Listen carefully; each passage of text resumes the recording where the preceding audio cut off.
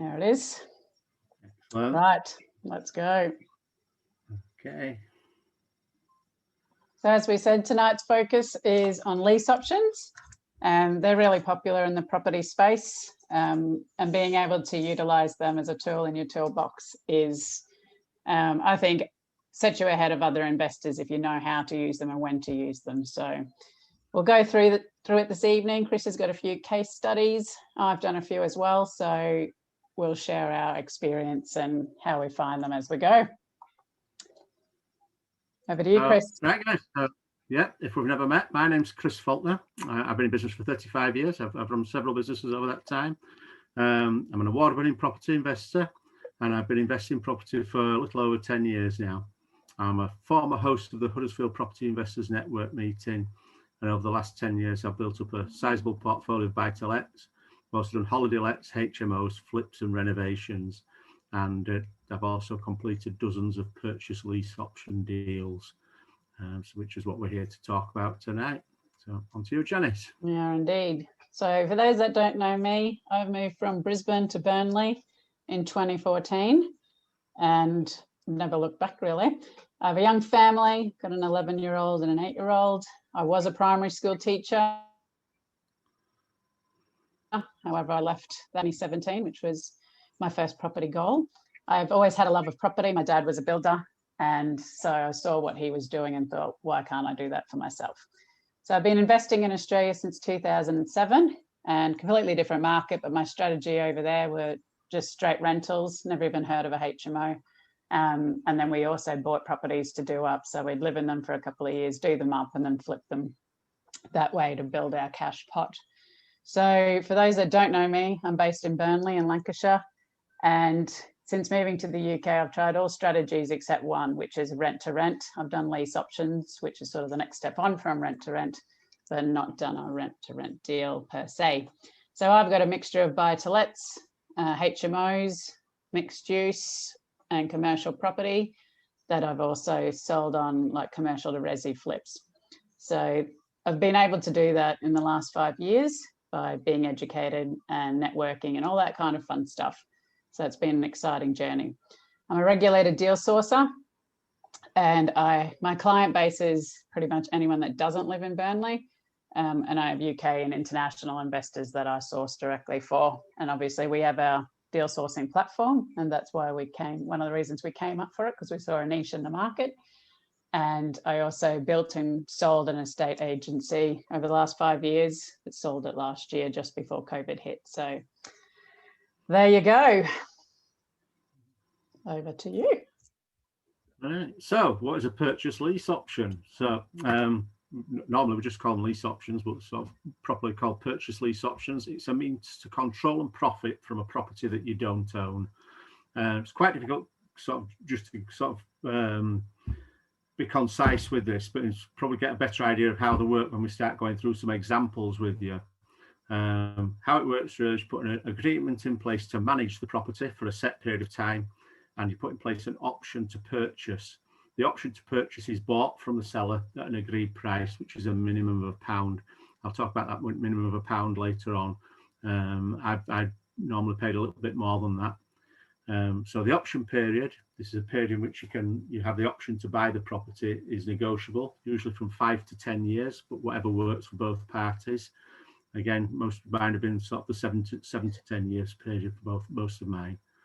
And you agree a final purchase price at the beginning, and a monthly fee may be payable throughout to cover the seller's mortgage or to provide an income to the seller. Again, I don't feel when I explained that's particularly concise and explains what we do, but as I show you some examples of how we've used them in practice, then I think you'll get a clearer idea of how they work. So basically the seller has an obligation to sell, but the buyer doesn't necessarily have to buy. Yeah. So this is one of mine. This is 14 Easby Hall in Scarborough. I operate this as a holiday let.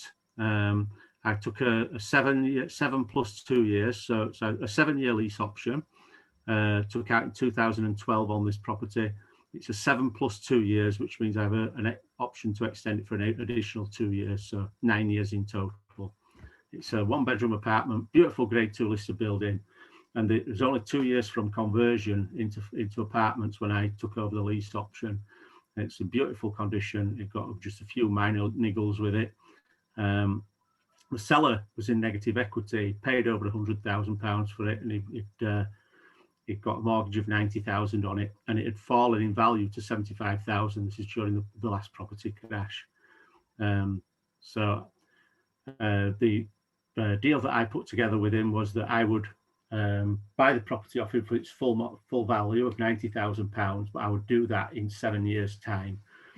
So it took a 7-year option period, and during that 7 years, I would pay his mortgage for him every month, the service charge on the property, because it's an apartment, there's a service charge, and also the insurance. So his mortgage, service charge, insurance comes to £545 a month. For a 1-bedroom flat in Scarborough, there's a single let, they only achieve £500 a month. So obviously you can see that wasn't really viable. So we holiday let it, which brings us in between £800 to £2,400 per month, depending upon the season. We pay 20% booking fee to the agent, and we also pay £50 for laundry and cleaning per turnover. So we make an annual profit of £5,000 to £7,000 profit per annum on that. And we're just in the process of exercising the option on this. So we've got the option to buy at £90,000. The value has now reached £130,000, and we can buy the property at 90, giving us a £40,000 profit just on purchase. So in 7 years, it's done. That market's changed quite considerably, hasn't it? Yeah, it was a 7 plus 2, so at 7 years took us to 2019. Yeah, right. And we extended it by another 2 years in 2019. So you're at the end of that now. Yeah, we're coming towards the end of that.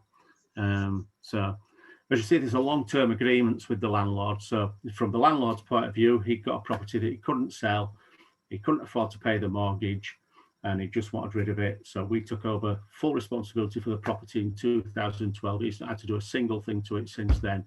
We've paid his mortgage every month, his service charge and insurance for the whole of that time. Throughout that period, the option period, we've had the option to buy at any point in that 9 years. We had the option, we could pay £90,000 for it at any point in that time. And we've waited until now to do so when the property's reached its value of 130, which makes it easier for us to mortgage. Have you had much involvement with him since you took it over, or does he check in at all? No, this guy's been absolutely great. We get an odd email now and again when he gets something from the property freeholders. It's obviously it's a leasehold apartment. So yeah. if he gets any communication from the freeholders, he forwards that on to us. And that's pretty much it. With sometimes a couple of insurance queries have gone either way when the insurance premiums changed or the mortgage rates change. It's been absolutely fantastic. The main thing is that these are long-term relationships, and of course, I have to pay him that mortgage. I have to pay his mortgage, his service charge, insurance every month for the full period of the option period, regardless of whether I'm making a profit or not. And you've got to make sure you're in a position to be able to do that when you take these on. I always sort of treat the landlord as I would a customer. I need because it's such a long-term relationship. I want to build a great relationship with them. I don't want any trouble at the end when I'm trying to sort of exercise the option. So that one's worked really well for us. It still is doing. So I think I've probably just gone through most of that. Yeah, I've done most of that. Yeah. It was a seller needed his 90k to clear his mortgage, but he only had a £75,000 value at the time. So yeah, well, yeah. So I guess the key point reading that is that you've profited from an 8 years holiday let income and 40k in equity, which is pretty amazing, isn't it? On something you didn't have to buy. Yeah, between £5,000 and £7,000 per year. It's increased as time's gone. Obviously, as prices have increased, and we've got better at letting it. We've got better letting agent than we had at the beginning. We've maximised it as the years have gone by, and our intention is to exercise the option and to carry on just running it as a holiday let with no intention to sell on or to change what we're doing with it. It's just to carry on. It's a nice little income producing property for us. Just on the basis that you can negotiate the lease option to suit both yourself and the vendor. This guy was a little bit concerned at the idea that we were agreeing this £90,000 purchase price, and he was well aware that the property would probably go up in value, and he was sort of asked about sort of splitting the equity. And what we said is, well, the first amount of price increase is really just to cover your negative equity. So we want the next chunk of price increase to cover our investment in the property. So we agreed that if the value exceeded £130,000 at the sale point, any excess above 130,000 would split 50-50 with the seller. And it's just pure chance that the last valuation before sale is at 130,000, so we've got nothing to split with him. But you know, that wasn't sort of any sort of premeditated thing. That's just the way it's worked out. So yeah. That's a win-win, isn't it? And got him out of a bind in the start. So yeah. He's not had to have his property repossessed. He's not had to worry about any of the stuff that would have happened when he couldn't afford to pay the mortgage 9 years ago. It's worked really well for him. It's worked really well for me. So is it a no money down strategy? Lease options. I think some of the property trainers have got a little bit better at marketing this. Sort of years ago, when I first sort of started in property, people were marketing this at learn how to buy a house for £1, which, you know, theoretically, the £1 is the option fee, which is the minimum that you can pay as an option fee just to make it a legal document. You have to have purchased the option. You have to transact in some form, don't you? Yeah, so at £1, I've always paid more than that. I think the least I've paid is £1,000. I'll talk about how I've structured some of the deals later on and just show how I've done that. That's been for my own personal sort of way of wanting to do business. But of course, as well as your option fee, you need money to source the deal. You've got to go out there and find them, whether that's through advertising, paying a deal sourcer, shunting around estate agents, whatever. Estate agent's not a great place to find these options actually, but all the different ways you're going to go out there and try and source them will cost you some money. 9 times out of 10, if some refurbishment, or as in the case of Easby Hall, we had to furnish the property, we had to buy all the furniture and fixings to go inside it and set it up as a holiday let. You also need to have a cash buffer in place because, as I said earlier, this is a long-term relationship. You're going to have this relationship with a property owner for a number of years, and you need to be able to guarantee that you're going to be able to pay whatever you've agreed to pay every month for the full period of time, regardless of whether you've got a tenant in there. If you have a void period, if you have any damage to the property and things that need repairing, you need to be able to cover all that. It's not sort of, you don't want to go into this sort of penniless and hope to just get rich on it. You've got to sort of give it some thought before you do it. The good thing is you don't need mortgages. You don't need a large deposit. You're not looking at putting down 25% deposit on the properties. You don't need to sort of prove your credit score. So if you've got a poor credit score, providing you're in the process of repairing it, because you'll need a good credit score to exercise the option at the end. But it's a good way to get started in property if your credit score's not ideal at the moment. So it is a great low-cost entry to get into property. How do you find them, Chris?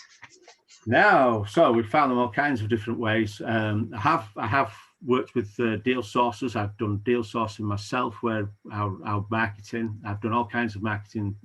You're our deal sourcing expert, Janice, for property deals. I've done leaflet drops over the years. I've done advertisements in local newspapers. Those are ones that cost money to do. The advertisements in local newspapers doesn't work as well now as it used to. That's been replaced to a great extent now by Facebook advertising. Again, that costs some money to do. But one of my favourites is looking out for sale or to let properties. They tend to have people are more open to creative ideas. If it's for sale or to let, it generally means that they don't need the funds right now. One of the big things with lease options is the seller, the property owner, has to not be in a position where they need the funds right now. So these generally work better if the seller is a landlord, if the property owner is a landlord or a business. If it's Mr. and Mrs. Smith selling one house to buy their next house, it's not going to work because they need the cash. This has to be sort of someone who's quite happy to leave their cash in the property. I've sourced some by classified ads in the back of a newspaper, and again, sort of back of the newspaper. If you can find someone who's advertising their own properties, this is local landlords. And one of the great lines, I've actually done this by text message. I've sat and sent out 15, 20 text messages at a time with simple, I'm looking to rent your property long term with a view to buying at a later date. Is that something you'd be interested in? and surprisingly, I've got sort of quite a good response to that, and that's a great sort of line to go into. That's a good one. Might have to write that down. Yeah. It actually sums up exactly what we're doing. I am looking to rent your top property long term with a view to buying at a later date, and that one works really, really well. I can find sort of, if I send out 15 or 20 text messages like that, I'll always get 2 or 3 replies and someone sort of to follow it through. So yeah, that was excellent. So another one of mine. These are Doncaster. Is this one? Not quite as pretty as Scarborough. I think. Do we have a photograph of this one, Janice? Yeah, I'm just thinking. And then come back onto the sort of text because. 2 seconds. I've just stopped the share for a second because I had the photo. I don't know. Never mind. Yeah, I was just going to show it. It's not a particularly pretty property. That's all. That was the difference. So sorry, guys. Hang on a second. Yeah, it's okay. I can keep talking. I remember a lot of the details of the property. I can't remember the actual financials on it. But sorry. No. Right. Yeah. The photo jumped around. If I asked you to do it, God love technology. Yeah, I'd like to think I'm usually pretty good at this. Just tell me no next time, Janice. there is. I put it in. Right. So the photos on the next slide. Yeah, this was a landlord in negative equity. The properties actually hadn't particularly gone down in value. This was the fact that the property had been very poorly maintained. He'd let it get into a state. He'd been renting it out. I don't think he'd had a very good letting agent in place, and it needed quite a lot of refurbishment. So it was at that state where he couldn't rent it out because it looked a mess. And if he tried to sell it, he wouldn't have sold it for enough to clear his mortgage because it looked a mess. It didn't need a fortune spending on it, but it did need sorting out. So the mortgage on it was really quite cheap. It was only a £340 monthly mortgage. So we agreed again to take on a 7-year option. We said we'd pay his mortgage for the next 7 years and we would cover all repairs and maintenance for that 7-year period, again with a 2-year extension on the end if we needed it. I paid a £1,000 option fee to this seller and I spent £10,000 renovating it and converting it into a 4-bedroom mini HMO. It didn't need 10. If I just wanted to do it into a buy to let, it would have taken about 5k. The 10k included some furniture and things to make it into a little 4-bed mini HMO. It was right next to Doncaster College. It rented out really nicely at £80 per room per week, giving us £13.80 per month fully let. So that generates around £750 per month after bills, and its current value, bricks and mortar value, is increased from the sort of 72k that we've agreed to buy it at to 110k. So again, at the point where we choose to exercise that option, we've got some nice equity built into that. So just to repeat, when you have the option to buy, have the option but not the obligation to buy. So if the property, there we go. Again, as I said, not a particularly pretty property, but at the end of that street is Doncaster College, and it's a 2-minute walk into Doncaster town centre. So great location and a great little money earner for us. So, yeah. Excellent. So why would a seller agree to doing a lease option in the first place, especially if they have to wait years to sell it? Right. So again, it works for a lot of people. It certainly won't work for everyone. So don't waste time trying to convince someone to do a lease option. It either works for them or it doesn't. If you're someone who's having trouble selling your property, as I've just used that example previously, you know, this landlord had got his property in a bit of a state. It was in a mess. Basically, he couldn't sell it and he couldn't rent it out, so he had to keep paying the mortgage. He didn't have the funds to do it up. He got himself sort of financially sort of stuck, where he didn't have the funds to renovate it himself. So he was in a position of either sort of keep trying to pay the rent out of money he didn't, keep trying to pay the mortgage out of money he didn't have, or allow it to be repossessed. Obviously didn't want a repossession for a number of reasons, one being that he owned other properties as well. He didn't want to sort of damage his credit score and get himself into that kind of mess of having properties repossessed. So also tired landlords it works well for. Sometimes people have just had enough of their properties. They're quite happy to let you take over all the hassle. You know, I always promise that as part of my lease option, it's written into the legal paperwork, is I will cover the mortgage, I will cover the council tax, I will cover repairs and maintenance. We have some sort of limits on repairs and maintenance around the structure, i.e. we won't put a new roof on or do anything structural to it, but general repairs and maintenance are covered. So the landlord can just forget about it, he knows it's gone. And even though he might not get his money for quite a long time, or obviously to a certain extent he may never get the money himself if all we're going to do is buy it for the mortgage redemption value at a later date. There's never any cash in it from his point of view or and having sort of repossessions on his history. Another reason this may work is capital gains tax. This is really quite a big one actually. It works quite well if you've got a landlord at the end of his career who's looking to downsize. He's got an annual capital gains tax allowance, and he may, rather than sell a full portfolio in one go, he might like to dispose of property one per year to maximise his capital gains tax allowance. So you can structure, so if you take a portfolio off landlord, 4 or 5 properties, and agree to exercise the options sort of in a staggered way over a number of years so that he can maximise his capital gains tax allowance. So and especially now with position. Those, I believe you did a sell, didn't you, Janice? You did one. I was a seller, yeah. Basically, when I first started my property journey, I would try every strategy I learnt. I'd do a course, try it. And I thought, I did a lease option course and the trainer said, oh, they're really easy. Just get out there and do it basically. And in my head, I'm like, they can't be that easy. So I put my own house up and put an ad out for a tenant buyer. And no joke, in 6 weeks, we were moved out, paperwork signed, and the new tenant buyers moved in. So from my perspective, it worked.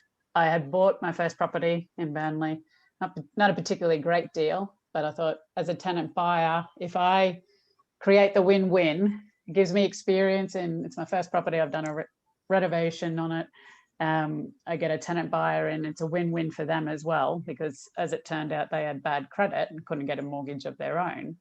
So, but through my own research and talking to them, we came up with the win-win, and then it allowed me to move on and get a better return on that deal and move on to other projects. So we agreed that they'd pay a £5,000 deposit to move in. So it wasn't a pound lease option.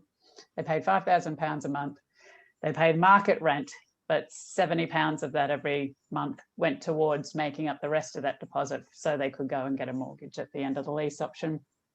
4-year lease option, worked brilliantly. I went in once a year, did my gas checks, smoke alarms, all that kind of stuff.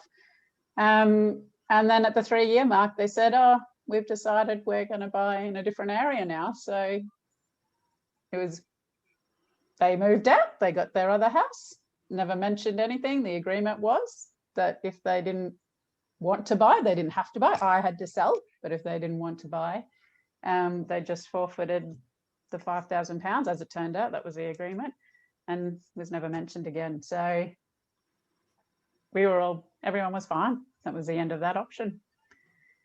And it's now a really strong renter in Burnley that's gone up in capital value.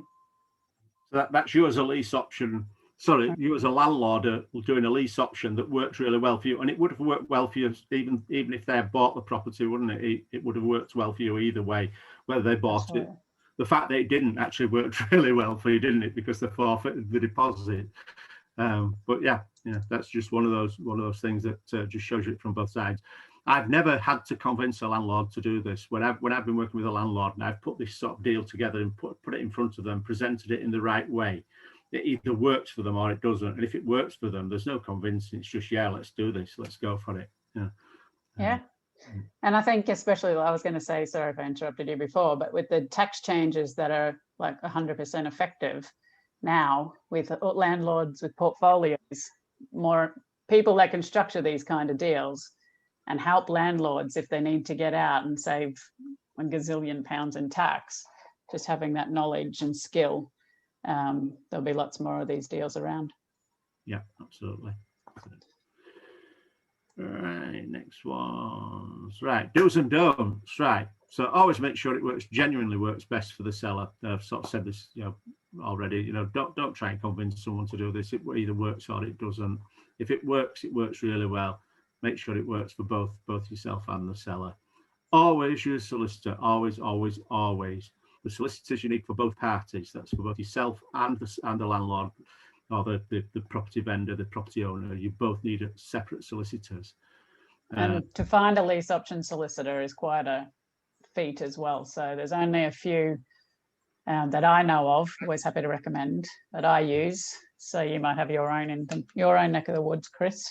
Yeah, actually the ones that I use are actually in your neck of the woods. I've got one in one out towards Bury as well that I use. So yeah, they're more over your way. But yeah, it doesn't matter where they're based actually if they're doing to do your legals.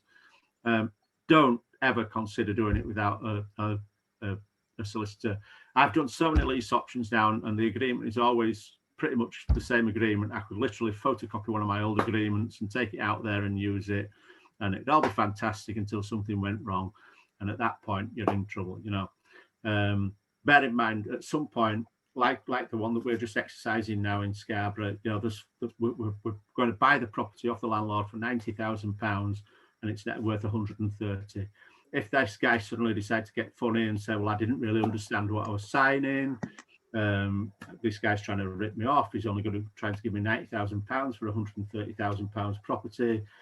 He was fully advised by his own solicitor at the date we signed this contract back in 2012. He fully understood what it was signing, and that covers both him throughout the deal, and it covers us at this point where we're exercising the option if something went wrong. I think you're talking at less than £1,000 for a solicitor to do your deal, to risk that massive amount of equity at the end through not having that sort of small fee in front at the beginning. And it's just good business. You don't want anybody going into it without having used a solicitor and being fully aware of what they're signing and what they're agreeing to. It's ethical, proper way to do business. So did I mention it? Always use solicitor. Yeah. So yeah. Next, make sure you do your numbers. Don't be over optimistic. And this is something I have been guilty of sort of in the early days when I first went into property. It's very, very easy to sort of think you can sort of have 100% occupancy, and you're not going to sort of have voids, and you're not going to have high maintenance costs and all the rest of it. Sort of, be realistic when you do your numbers. You're promising to pay the owner of the property's mortgage or monthly fee for the next 7 to 10 years. You have to pay that regardless of whether you've got tenants in, regardless of any maintenance that needs doing, regardless of whether the boiler goes down. You still have to pay your stuff every month. So don't try and make the numbers work. If they either work or they don't, make sure you've done them properly. Know your area is another one, which sort of ties into doing your numbers as well. It's quite easy to sort of invest outside of your area. I've done it myself. Doncaster, which is the deal I've just shown you, is about the limit from me. That's about half an hour from where I live. But I have done deals further afield. I've gone up as far as Newcastle and down as far as Gainsborough. And I've found that the further away that I am from my home area and the areas that I know, the more difficult it is for me to know the numbers and know the area properly and know what I'm getting into. So make sure you fully understand your area. If it's somewhere that you don't live, make sure you've got someone on the ground in that area that knows exactly what they're doing. It's a legal obligation that you're entering into. You can't sort of let anybody down on this. You've got to be able to pay those bills month in, month out. So don't do a deal just because you can. It's very, very tempting with lease options. Someone comes up to your deal source or whatever with a deal, says, we've got this 100k property here. There's a £2,000 sourcing fee on it, and you can start paying the landlord £500 a month for the mortgage, and it's yours. And it's because it's such a small amount of money to get in, it's very tempting to do it. But unless you sort of make sure that those numbers are going to work for you for the long term, you could get yourself to some real hot water. As I said, most like the property I've just shown you, the one at Brook Street in Doncaster, I needed to understand why that landlord had got into that position he was in. I've done some other lease options in other areas where I've taken them over thinking that I could do a better job than the previous person who got themselves into trouble, and I've just found that the area, because I didn't fully understand the area, was I wasn't doing a much better job than the previous owner had, that the previous landlord was doing, and I was having the same problems letting that property, even after I'd sort of spent some money and renovated it, that the landlord had been having. And all I've done in that situation is make someone else's problem property into my problem property. And I say that with sort of full humility. I've made mistakes while I've done property, and this is one of the things with sort of getting mentorship and sort of learning from the people who've gone before you, is you don't have to make the same mistakes that other people have made. You can learn from them. And one of those is, certainly don't make someone else's problem property into your problem property. Be certain if you take something on that's got some issues with it, that you can sort those issues out and you can sort of make some money on it. Especially where lease options are concerned, and it's tempted to get in there because there's so little money going in up front. Yeah. Right.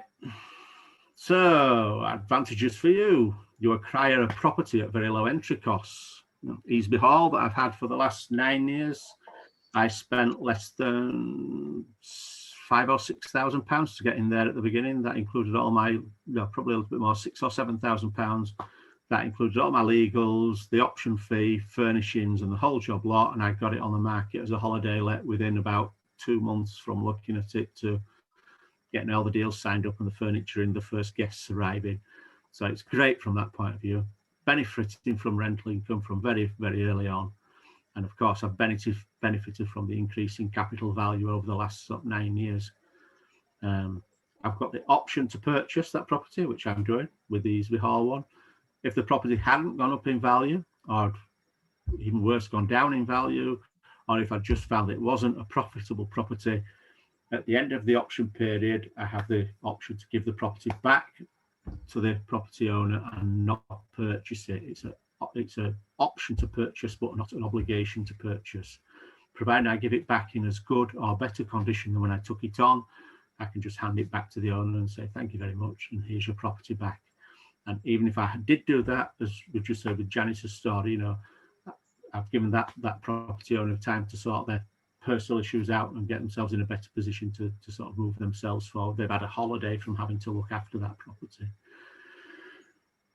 You've time to plan your purchase. We just said with using the Easby Hall or the Brook Street examples there. I've had several years of profits coming in, and those profits can be used towards the deposits when we come to purchase those properties.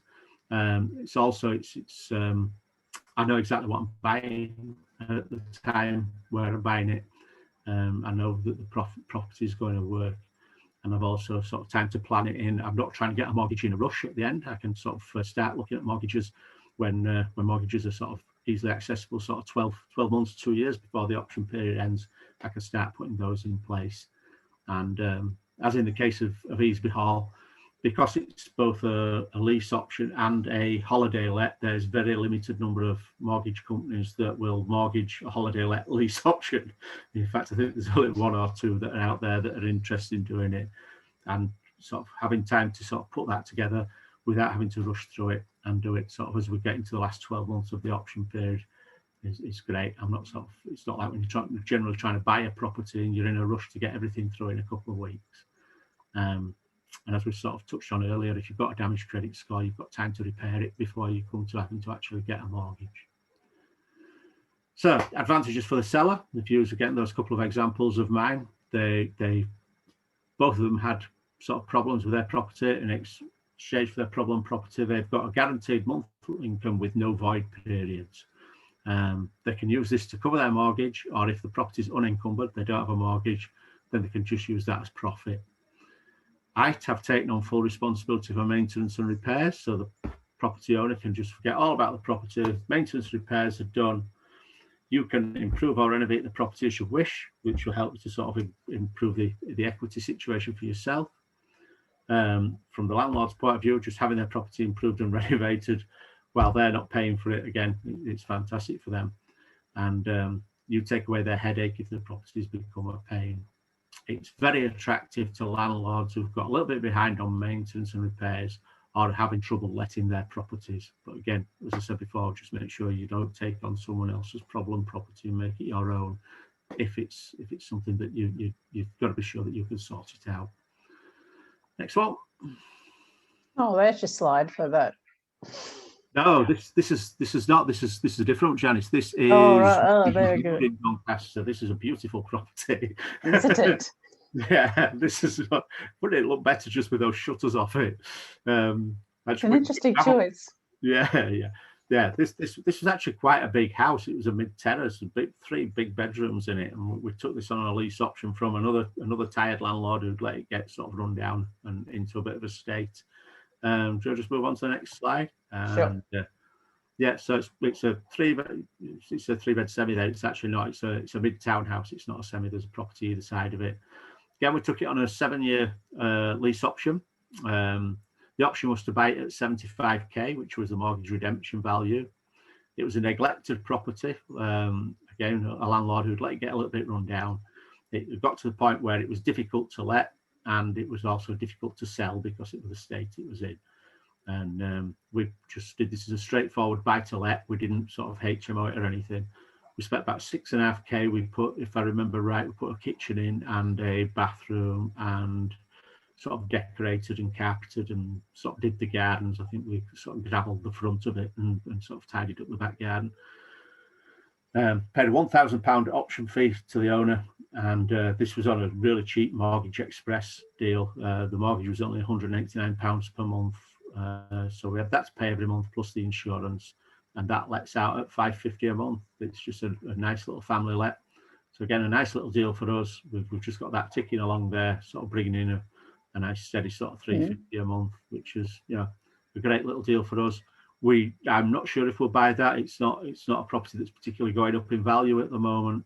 It would need to sort of it would definitely be worth more than the 75k, but it's okay doing as it does. We'll see when we come to the end of the option period whether it's viable for us to buy it. But if not, if we end up handing that back to the landlord, then he's had a great deal out of it. He has a property refurbished, and he's had it babysat for a few years while he's got his own finances back in order. So either way, whether we exercise the option or not, it's been a great deal for both of us. So yeah. So is it the ideal strategy? The best thing about lease options is that everything's negotiable. So you can be as creative as you want. Sit down with a landlord and come up with a perfect solution for both of you. So the option period is fully negotiable. I've seen option periods range from 6 months, where someone's just done a light refurb and flip. I think the longest one I've seen is about 15 years, but I know people do them for longer. So the option period is negotiable. The monthly fee is negotiable. The option fee is negotiable. On the Scarborough flats, we paid an option fee of, I think it was about £3,500 on that, if I remember rightly. But we paid that option fee directly to my building company to pay for the kitchen that had some light flooding in the kitchen that had a burst pipe, and the kitchen floor needed replacing. So we paid a £3,500 roughly option fee direct to the builder to pay for the floor doing. So it just sort of, you know, it's one of those things that only worked on that particular property, but it was negotiable, and that's what we negotiated. The monthly rental is negotiable. On most of mine, I've just covered the mortgage, but you know, if the mortgage was really low, you could agree to pay the mortgage plus some extra to create an income for the landlord. And of course, the purchase price is negotiable. Again, most of my purchase price has been the mortgage redemption value. But as with the Scarborough one, you know, we could agree to split any uplift in value 50-50. We'd agree to pay 10k above the mortgage redemption value, whatever works for both of you, where you can make some money out of it and the seller comes away feeling like they've got a good deal out of it as well. So yeah, it is great. You really can put together a deal that works for both yourself and the seller virtually every time. Right. So, other uses for purchase options. So, take a purchase option out on a piece of land while securing planning permission and benefit from the uplift. So you can, and if a piece of land is available for £100,000, and you know that if it's for sale for £100,000, you know that if it's had planning permission on it, it'd be worth £200,000. You could sign a 12-month purchase option agreement with the seller and say that, you know, instead of giving you £100,000 for it, I'll give you £120,000 for it if I secure the planning permission on it, I'll go away and do all the work, and if I don't get planning permission, I give you the property back at the end of the option period, and you can just go on and sell it as you're going to do before. If I get the planning permission, I'll pay you this extra profit, and you can take the profit from the uplift and you can give them a little bit extra for it. Another one is to take an option on a property while refurbishing. So rundown property that needs 20-30 grand's worth of refurb, instead of having to buy the property, take out an option on the property. That's the one we did last year. Yeah, did you do that, Janice? Do you want to talk us through that then, Janice, if you've got an example of that? Well, just quickly, the owner in this case was severely negative equity, paid £55,000 for a 2-bed terrace just before the crash in 2009. Had it trashed the first time, he did it back up, then had it trashed the second time and just boarded it up, left it to go to rack and ruin, pigeons, the worst property I've ever seen. But he was in real dire straits. So it took us about 18 months to work with the council, to work with him. He got stuck overseas on COVID when the first lockdown happened. But it was all about the relationship and trying to help him and find out his pain and how I could solve it. And the property, it just wasn't right for what I was doing. So I ended up sourcing it onto an investor who was really keen. And now it is a beautiful home, a mini HMO. So these things do work. He's got, I think we ended up agreeing about an 8-year option, no, a 10-year option, so that hopefully in 10 years' time, he can pay his mortgage out. But at the same time, he doesn't have to fork out now, and it had 300% council tax and all that kind of stuff. So that was a win-win for him, for the investor, for me. So yeah. Yeah, that's a really good example. You can also do it on shorter term refurbishments as well. If you've got a property that's run down, you can take on a sort of a 12-month option or 12 to 18 months option period on it, refurbish the property, advertise it to sell it on, and pay their out of the sale fee, pay the owner their chunk, whatever it was, and the profit comes onto you. There's sort of lots of ways of doing that. There was a chap who was used to do this in Leeds, who used to take an option on a property at X price and put it through the auctions. The vendors were fully aware of the strategy.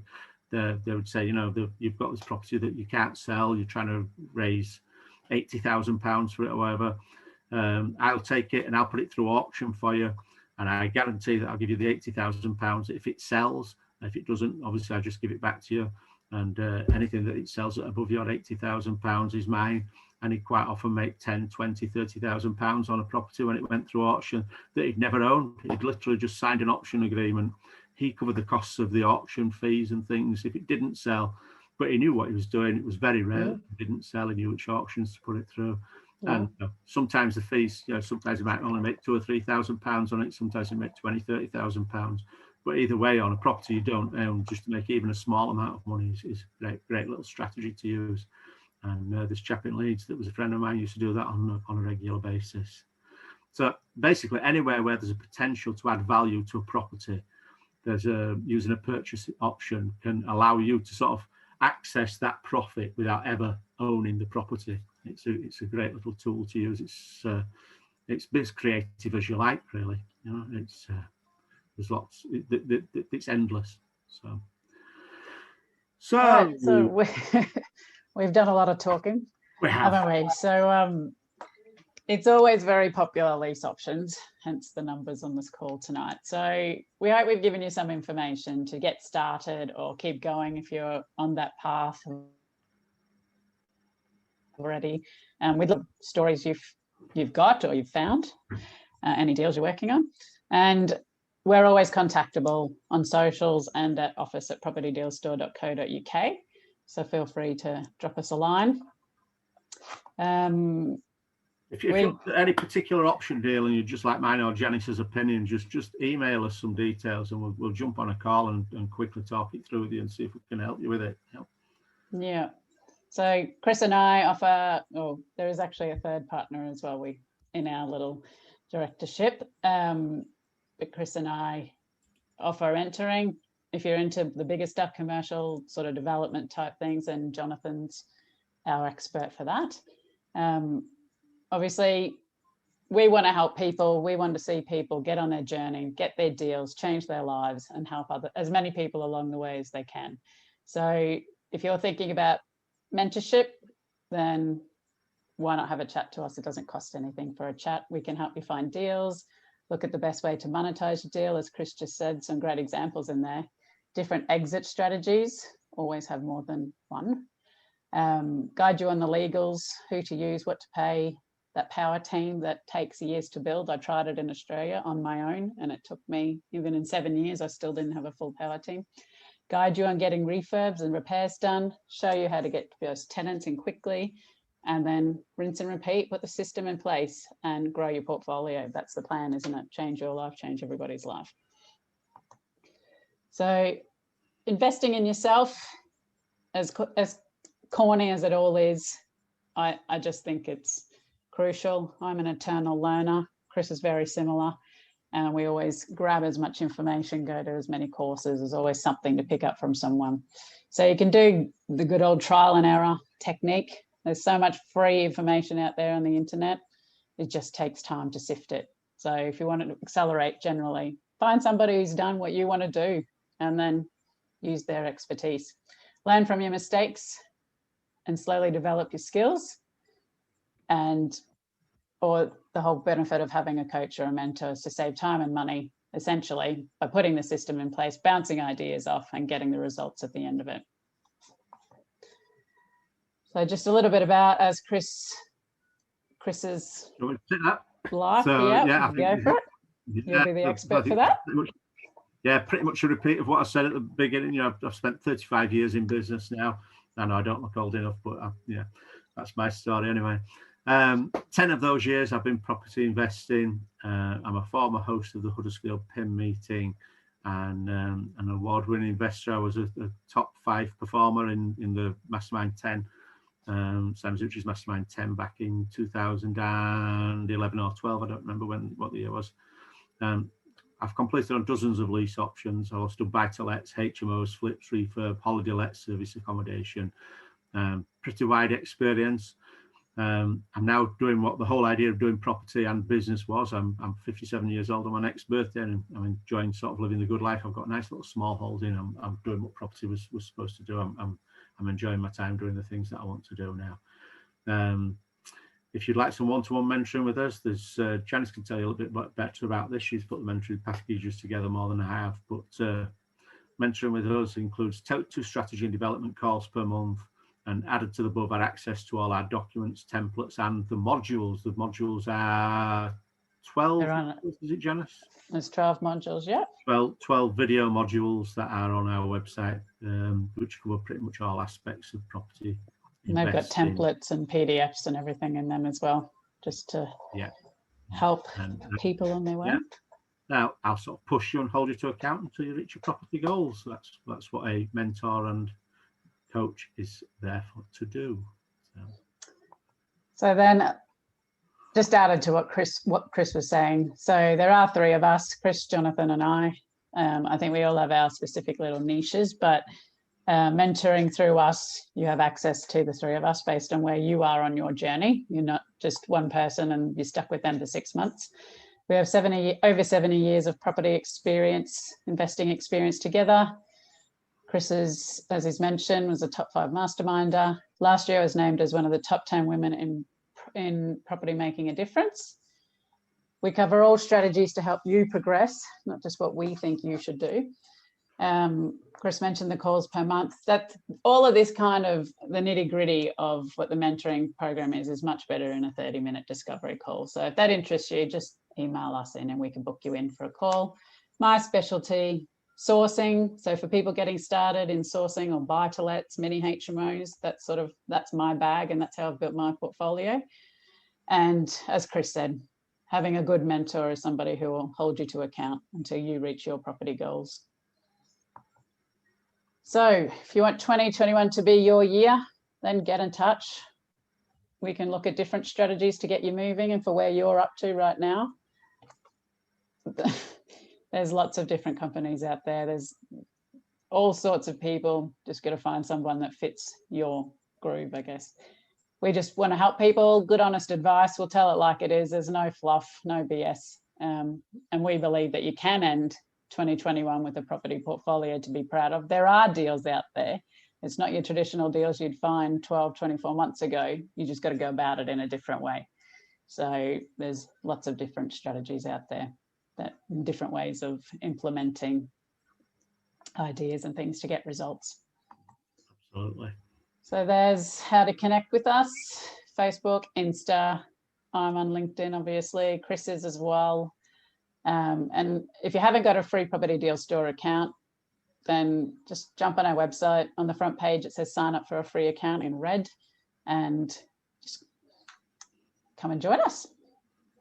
We send out regular deals. People who are sourcing put their deals on there on our platform. And yeah, so it's really, if you did want to look at our website, we do have a training page.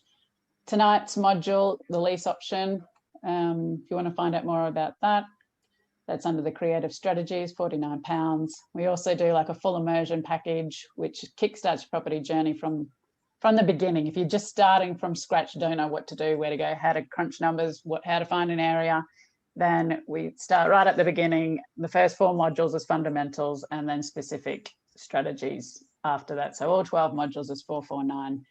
And welcome to do a discovery call. I see many of you on the call tonight. I've done discovery calls with you, and I love hearing all your stories and where you're up to and how I can help. So just contact us. Happy to have a chat.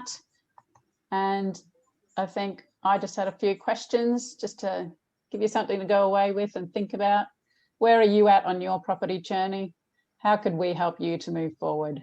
And what decision are you making inside yourself right now? So we'll jump into the Q&As. There's quite a lot, Janice. Shall I just set off working my way down them? And Well, do you want me to read them and then you can just focus on answering, because I think some of them relate to your okay, deals. go for it. Yeah. I'll start from the top. So from Matt. Hi, mortgage companies generally happy to extend the right to let condition to include holiday lets? On mine, they have been. I would say that will vary from company to company and probably from property to property. But I've had no problems getting the extension of the right to let. I've 3 holiday lets and all mine have been okay without any issues on that. As I say, stretch it further out from there, it would depend company to company and property to property, I think. But generally, I think the answer to that is a general yes. Yeah. Adam's good. Does a lease option have to be made official with solicitors from both parties? So we covered that in quite. Yeah. Don't do anything without proper agreements in place. Yeah, I mean, at your own peril, for that small saving of a solicitor's fee from. I understand where you're coming from, thinking, providing the seller has got a solicitor, perhaps that sort of covers you. But I would say solicitors are happy talking to other solicitors. And if both parties have been covered by a solicitor for that small few £100s at the beginning, it protects your investment of several £1,000s coming out of the other end. So I would say yes. Yeah. And then when you execute the option as well, you need them in your corner to do that. Yeah. So the next one, do you tailor your ads specifically for lease option opportunities? I have done. Depends on what the market's doing at the moment. When there was a lot of negative equity around, I did specifically sort of target landlords with that. Yeah. Generally, if I'm sourcing properties, I'll tend to be a little bit more general, just because I can do something with most deals that come in. I can sell on a straight buy to let opportunity through our property deal store platform. So 9 times out of 10, I won't tailor ads specifically, but I'll be more specific if I was doing a one-to-one contact with someone, i.e. responding to someone else's ad. As I mentioned before, if someone's got a property for sale or to let, or if someone's got just a property to let, when I contact them, that's where I'll be more specific. I did, when there was a lot of negative equity around, run an advert. I think we had a leaflet, actually, a leaflet dropping at the time, and it said something on the bottom about don't sell your property cheap, but ask us about achieving your full market value, something along those lines. We were offering to pay the full market value when everybody else was trying to secure below market deals, and that's how we did it, was via lease options. I can't remember the exact wording now. I'd have to pull the leaflet out from sort of the depth somewhere just to have a look at that, but you certainly could do. Yeah. Assume you pass council tax on to the new tenant. Yeah, unless it's a HMO or a holiday let, in which case it stays with us. But yeah, if it's a straightforward buy to let, then the council tax goes to the new tenant. Yeah. Yeah. Chris, what's your rationale for applying £1,000 option fee? Right. This was again part of that sort of protecting my investment for looking at the going out the other side. So two things. One, I didn't want to look like I was Mr. Cheap when I was talking to a Mr. Landlord. So I want to take on your property. I'm prepared to give you £1. Sounds a bit rubbish. Yeah. If I give you £1,000, at least they walk away with a little chunk of cash, which is a little bit of a sweetener for them. And also looking at the exit, if ever the option was challenged, we look as though we always kept good records. We paid £1,000 for this option fee. The property was in negative equity at the time, and here's a record of everything that we've paid. Lots and lots of people do lease options at £1, and there's absolutely no reason why you wouldn't. It just doesn't suit my personal way of doing business. So I prefer to look as though I'm not being mean. And if I'm going to make sort of several £1,000s per year out of a property, to pay £1,000 going in seems sort of quite reasonable to me. Can you extend an option after the deal has been agreed? Yes and yes. There's two ways. One is, as I said, most of mine are 7+2. So we have 7 years, and then at the end of 7 years, I can agree an extra 2 years, and the extra 2 years is written into the original agreement. All I have to do is write to them and say I'd like the extra 2 years. So that takes me from 7 up to 9 years. But of course, yeah, if by negotiation, I mean, obviously, unless the vendor is in agreement, if at the end of that 9 years, if they said, no, I want my property back unless you bought it, you've got to give them it back. But yeah, there's absolutely no reason why you wouldn't, negotiate a further extension if it suited both of you. Yeah. And how do you go about selling a property you don't own in order to pay the vendor the option price? There's loads of ways, really. It depends on the deal you put together with the vendor. So you can either, the vendor can sell it and you take the fee off the top. Again, all in a heads of terms, isn't it? It's yeah. All runs down to heads of terms. There's bridging finance. There's lots of different ways of going about it. It depends on what you've agreed at the beginning, really, doesn't it? So as you say, heads of terms stuff. Yeah. Well, like that guy putting them through auctions, that would have. Yeah, that was really good. Yeah. And we ought to do that, didn't we? Yeah, Mr. Trick. Kevin's saying, is it difficult to finance at the end of the agreement as you already have an interest in the property? Right. So I've heard lots of people say that you can't do this. We're just in the process of doing it with everybody being fully aware of what's going on. So the solicitors, the mortgage company, the mortgage broker, fully aware that it's a lease option and they're okay with it. It limits the number of mortgage companies that are interested. We've got the double whammy of it's a lease option and it's a holiday let. So we've got a limited number of companies that will take a holiday let, a limited number of companies that will take a lease option, but there's still 1 or 2 companies out there that you need. So you have a good broker. Yeah. But the other way to do it, if you can, is to buy it on bridging and then finance it. So you just take it on bridge and finance after you then own the property. So having put it on bridge. Good one. I think this is lucky last. Matt says, does your extra 2 years attract a further extension fee? No, it was all part of the original agreement. On mine, again, it depends what you write into your option, but on mine, it was a 7+2 year deal. And no, literally it involved writing a letter that just said I intend to exercise the extra 2 years. And it's as simple as that, and getting a response just to confirm that they'd received that letter. And again, I've never had any problems with that, provided I've built a good relationship with the landlord over the years. I've paid my bills every month. I've looked after the property. They don't get any aggro. They're more than happy for an extra couple of years to go on the end. So I think that's everything. So thanks very much, guys. It's been great having you join us. Hope you've learnt something, even I. Not that I'm an expert in lease options. I've done a few, but not as many as Chris. And I've got some good tips tonight out of that. So thank you, Chris. Very handy. Oh, sorry, I do have one more question.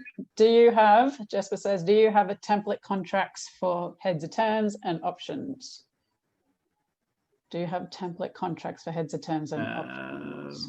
We have heads of terms that we tweak to suit the deal, if that makes sense from on my side. Yeah. What do you? Yeah.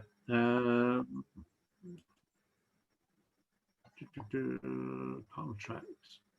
So you wouldn't have contracts, would you? Because as I said before, because it's dangerous to do so.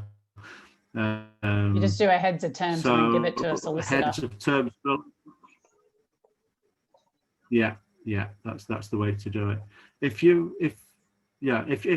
I've got to be honest, I don't quite understand the question because it's got contracts in the middle of that. If you want to just drop us an email or something and just explain more what you mean, Jesper, and I'll try and answer that better for you, and see if we've got we can just use sort of heads of terms to cover what you're meaning, or if you just drop an email to property deals, so I'm just explain that a bit more, Jesper, and we'll try and cover that better for you. Yeah, so thanks everybody. Have a great rest of the evening, and we look forward to seeing you next time. Bye for now. Thanks a lot. All right. Thanks a lot. Bye now.